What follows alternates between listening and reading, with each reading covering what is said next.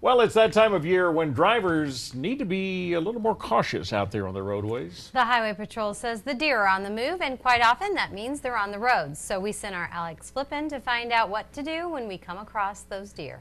There's no question this is the prime time of the year to find deer, right where you need them the least, and even state troopers aren't immune. It's a hazard that we deal with too, and just like everybody else, we know from Halloween to Thanksgiving, if you are going to strike a deer, the odds are greater than any other time of the year. In fact, collision centers like the one headed by Jim Eaton at Randy Reed Chevrolet are already seeing vehicles come in post-deer strike. On the majority of the front end hits, you can see some pretty significant damage and with possible airbag deployments. There is vehicles out there that it does total.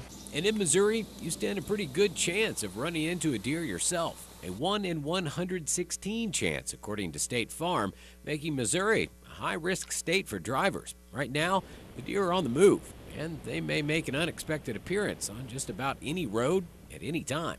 Now that you know about the potential out there for hitting a deer on the road, and certainly the damage it can cause if you do, what do you do with that knowledge? What do you do if you're driving along one night and a deer simply decides to step out right in front of you? You only have a split second to make this decision. Do you swerve around the deer and hope for the best? Do you plow through, still hoping for the best? Or do you stop abruptly and risk hitting the deer? What is the exact best course of action to take right now? The Highway Patrol says probably everyone would react to this situation differently, but they say they have a plan of action that you can take that may save your life. Apply your brakes hard and strike the animal.